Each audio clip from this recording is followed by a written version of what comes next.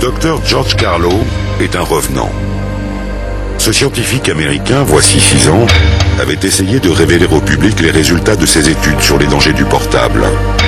Il venait de mener une vaste enquête pour l'industrie de la téléphonie mobile, qui avait accepté de mettre 28 millions de dollars sur son laboratoire et son équipe pour prouver l'innocuité des portables. Mais il en était arrivé à des résultats inverses, devenant ainsi l'ennemi juré de ses commanditaires, et il avait disparu de la scène. Aujourd'hui, il prépare minutieusement son retour. En tant qu'expert, il est désormais associé à de gros cabinets d'avocats qui attaquent l'industrie du portable aux États-Unis. En jeu, des milliards de dollars. George Carlo est un revenant qui fait faire des cauchemars à une des plus puissantes industries du monde. Almost every study that has been done. Pratiquement toutes les études qui ont été faites démontrent qu'il y a un danger.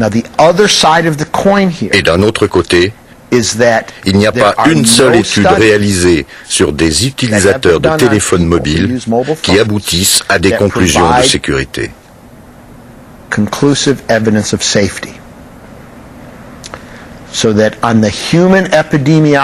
côté donc, vous avez des études épidémiologiques qui démontrent des problèmes ou des problèmes potentiels, et de l'autre, des études qui ne sont pas concluantes.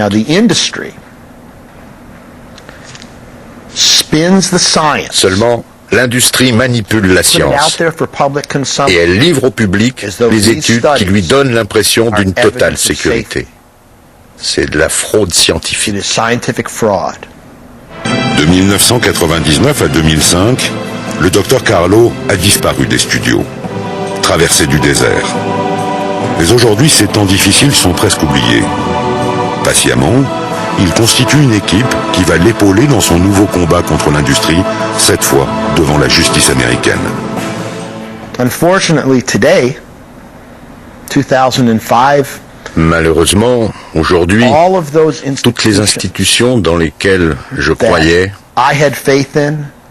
que les consommateurs avaient appris à respecter, dans lesquelles les consommateurs devaient pouvoir avoir confiance, ont été compromises d'une façon ou d'une autre par les activités de l'industrie du sans-fil.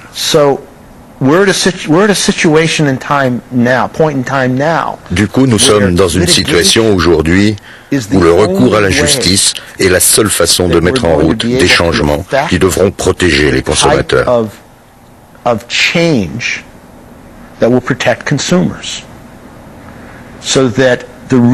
La raison pour laquelle je crois que le recours judiciaire est si important, c'est que c'est la seule chose qu'il nous reste. Depuis l'été dernier, George Carlo est à nouveau invité par la presse américaine. Bonsoir à tous, ici Richard Green.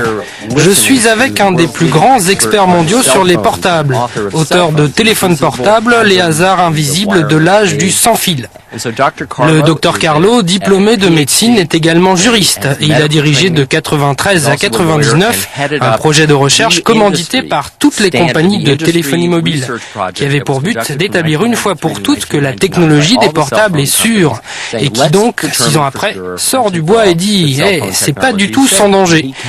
Nous l'avons avec nous en studio pour qu'il nous raconte tout ça, parce que chacun d'entre vous, j'en suis sûr, a un portable. Et que la mauvaise nouvelle, c'est que vos enfants en ont probablement aussi. Docteur Carlo, à nouveau bienvenue. Merci. Docteur Carlo, dites-nous ce qui ne va pas avec les téléphones portables. Ce que nous avons maintenant, c'est une quinzaine d'années d'observation qui démontre que quand vous avez l'antenne de votre téléphone à proximité de votre corps, proche de votre tête, proche de vos tissus cervicaux, cela provoque une rupture dans la chaîne de l'ADN, donc un dommage génétique. Cela provoque des ruptures dans les barrières sanguines cérébrales, qui sont des membranes spéciales dans les vaisseaux sanguins.